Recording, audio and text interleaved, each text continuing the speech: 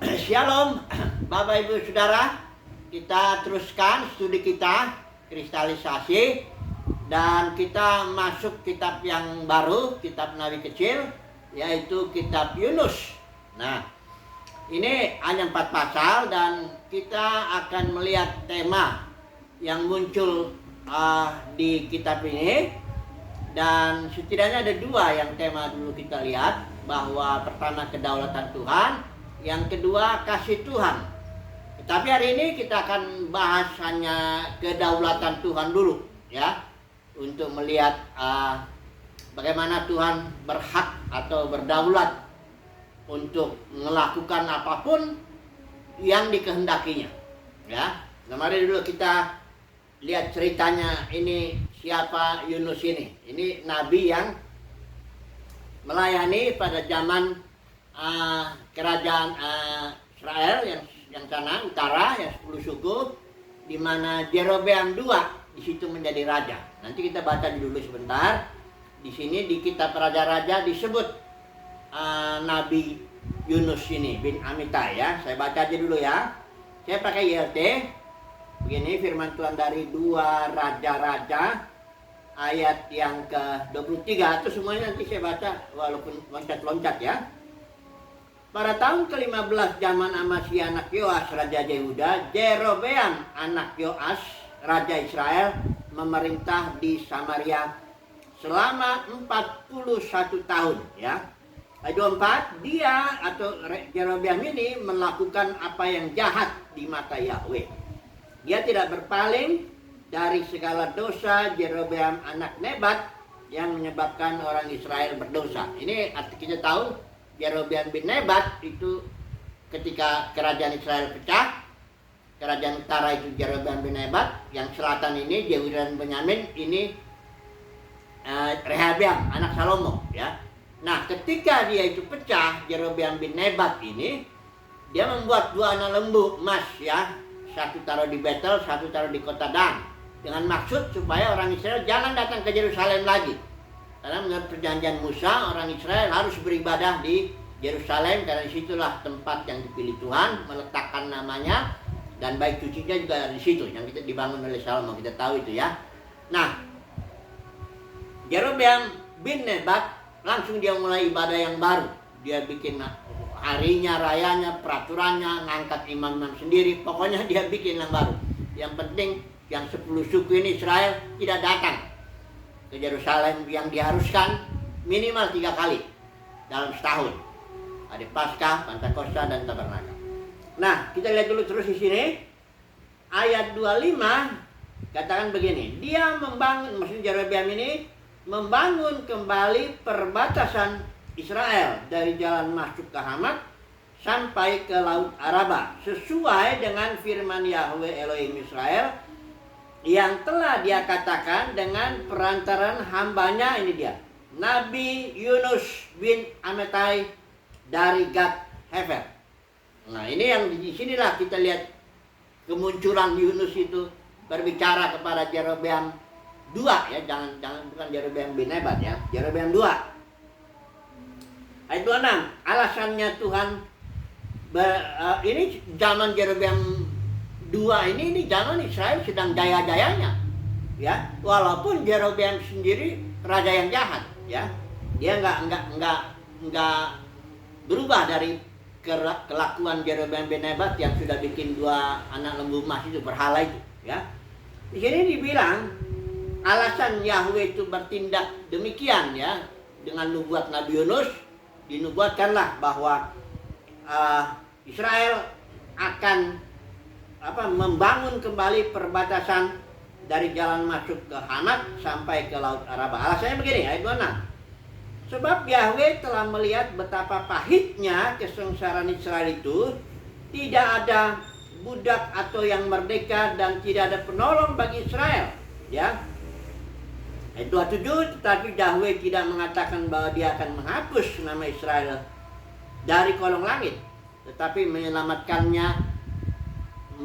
mereka dengan perantaran Jerobeam anak Yoas. Ini yang raja yang jahat di zaman Nabi Yunus bernubuat, ya. Artinya begini, dari sini kita sudah lihat bahwa Tuhan atau Yahweh Elohim itu berhak untuk pakai siapa saja. Itu bicara kedaulatan, ya. Kalau tidak harus dia orang baik. Nah, ini dia, ya. Bahkan kalau Tuhan mau pakai keledai pun bisa. Itu kita tahu cerita Bileam itu kan, itu nabi yang melayani karena upah, dia bukan orang Israel. Itu keledai itu bicara kepada Bileam, dibikin Tuhan dia bisa bicara keledai itu. Jadi Tuhan pakai keledai juga, mau pakai apapun juga. Nanti kalau kita lihat cerita Yunus, Tuhan pakai ikan. Bahkan dikatakan Tuhan berfirman kepada ikan untuk telan Yunus, ya. Oke lah, kita lihat dulu ceritanya ya secara cepat. Nah, ini kan hanya 4 pasal ya. Ceritanya begini. Setelah kejadian Jerobeam ini, Yunus dipanggil Tuhan. Datanglah firman ayat 1 ya. Kepada Yunus bin Amittai demikian. Bangunlah, pergilah ke Niniwe, kota yang besar itu, berserulah terhadap mereka karena kejahatannya telah sampai kepadaku. Niniwe itu suatu kerajaan yang sebenarnya kalau kita lihat di kitab Kejadian itu dibangun oleh Nimrod. Seorang yang gagah perkasa, yang pertama sekali berkuasa, dia bangun Babel, dia juga ke Asyur. Bangun kota Niniwe, ya. Nah, inilah dia Niniwe ini, ya. Dan kita tahu, Yunus pun sudah tahu itu bahwa nubuat Israel akan dibuang nanti ke Niniwe, Asyur, ya.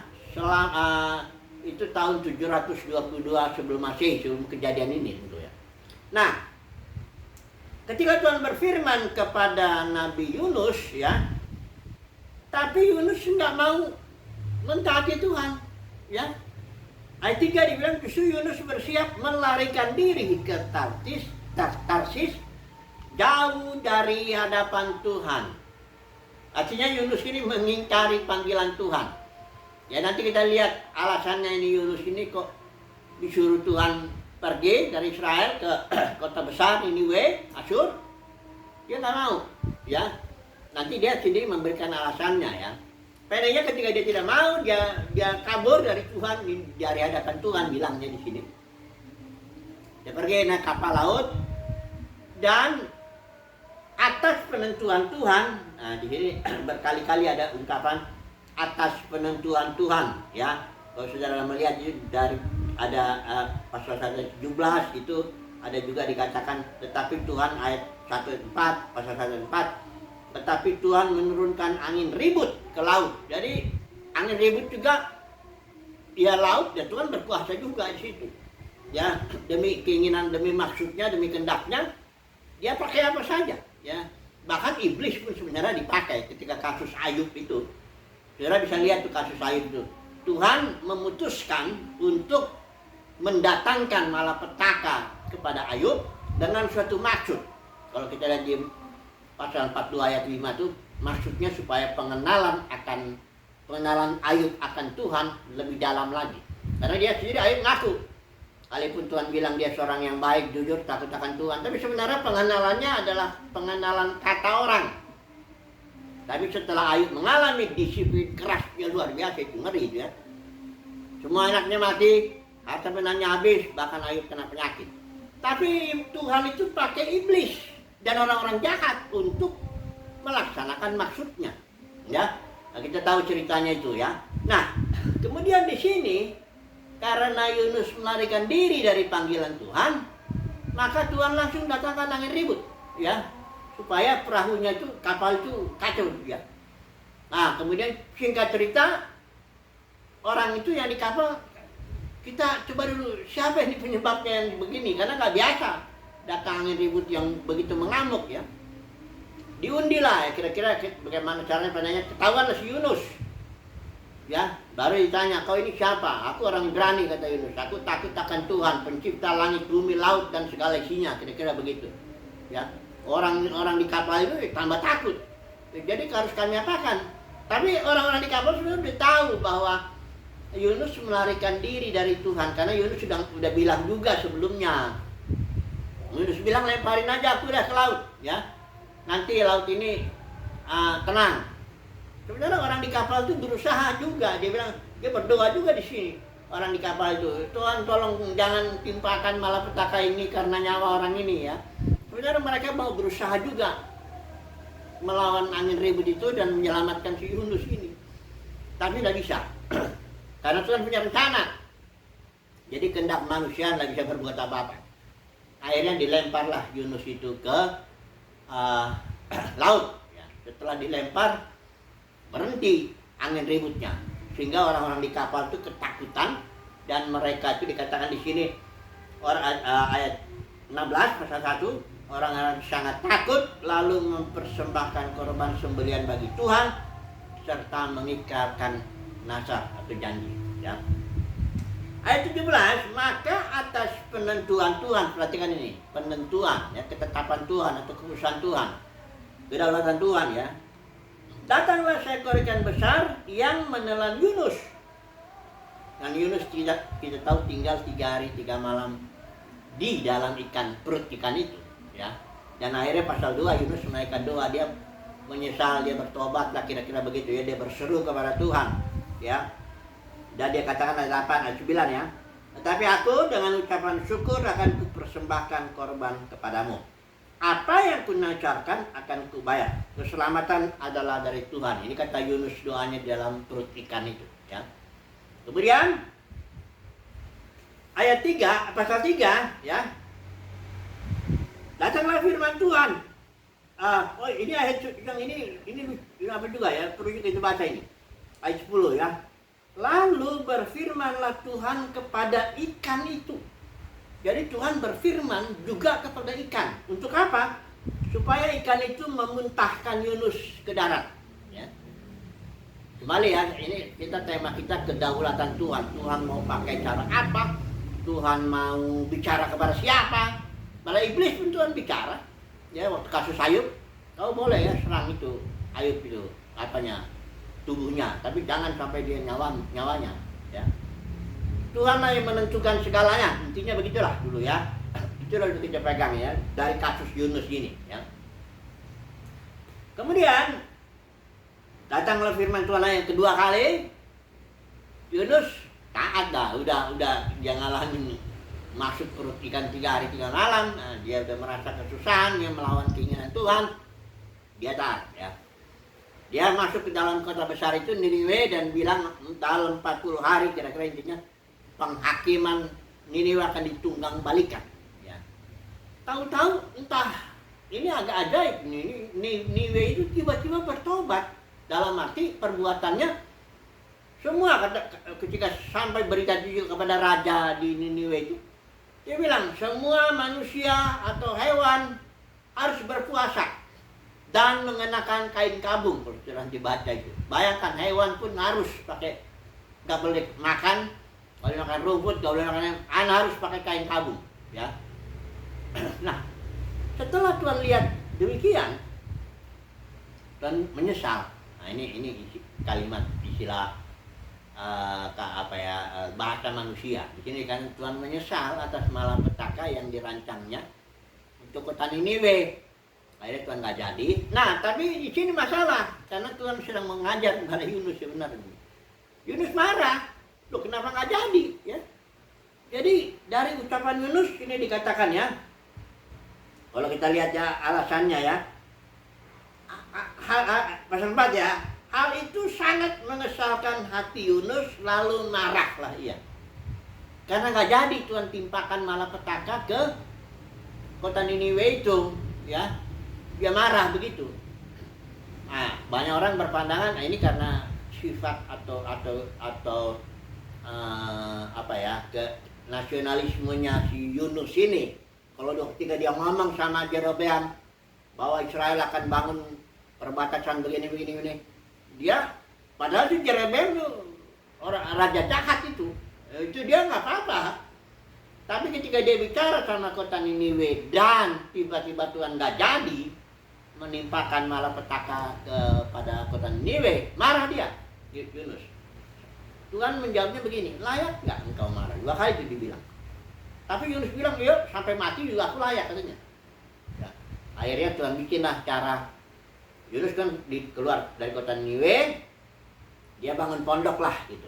Nah, atas penentuan Tuhan, perhatikan di pasal 4 ayat 6. Lalu atas penentuan Tuhan, tumbuh sebatang pohon jarak itu yang menaungi Yunus, supaya Yunus terhiburlah dari kekesalannya.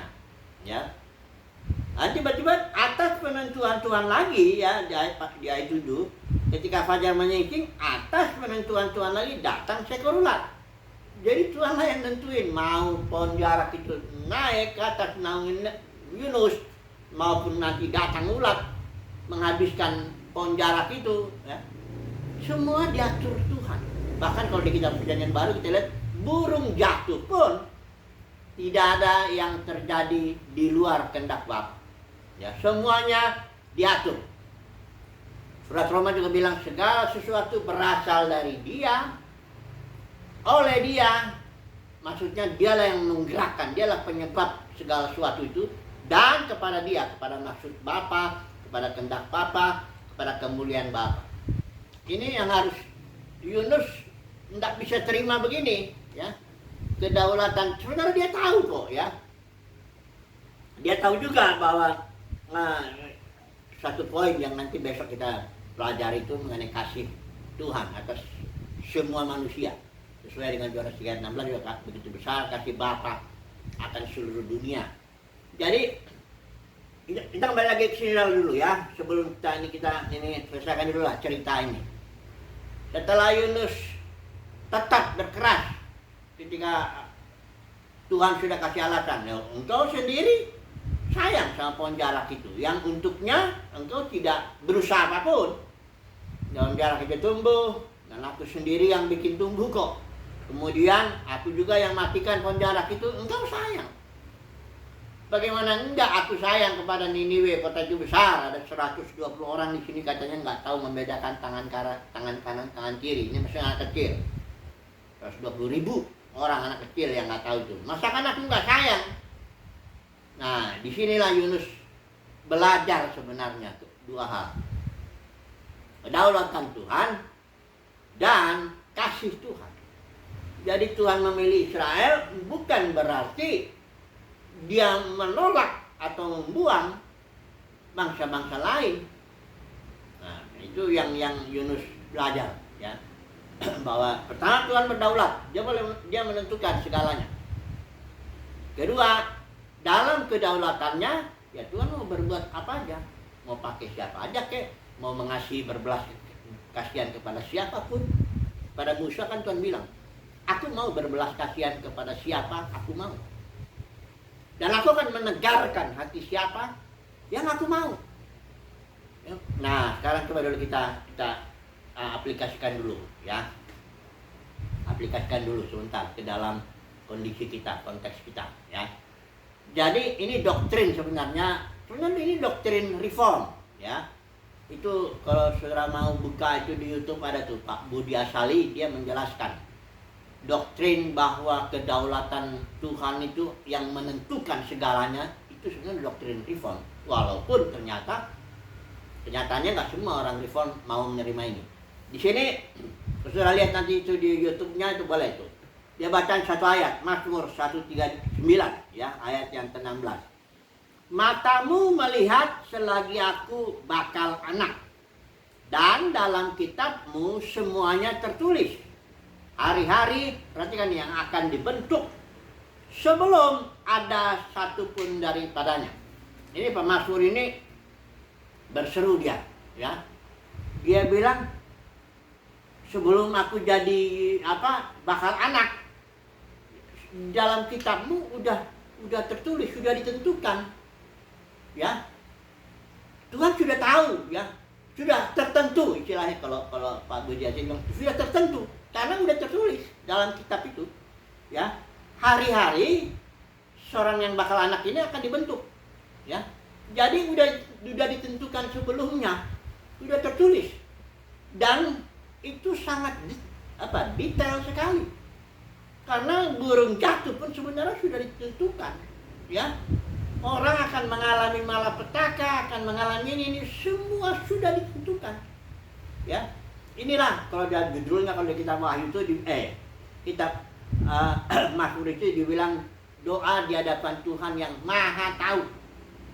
Nah, kemudian Pak Budi Asari menjelaskannya begini.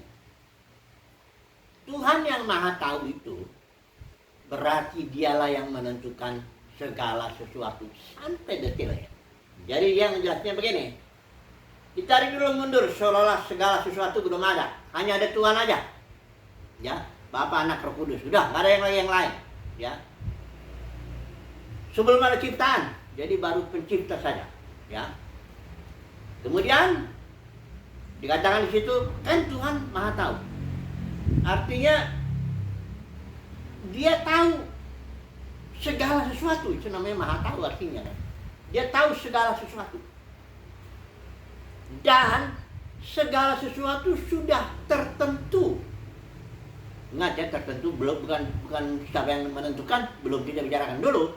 Pendeknya karena Tuhan itu Maha Tahu dan dia sudah kejadian itu semua sudah tertentu ditulis dalam kitabnya. Pertanyaannya, ini mundur sini ya. Siapa yang menentukan kalau begitu?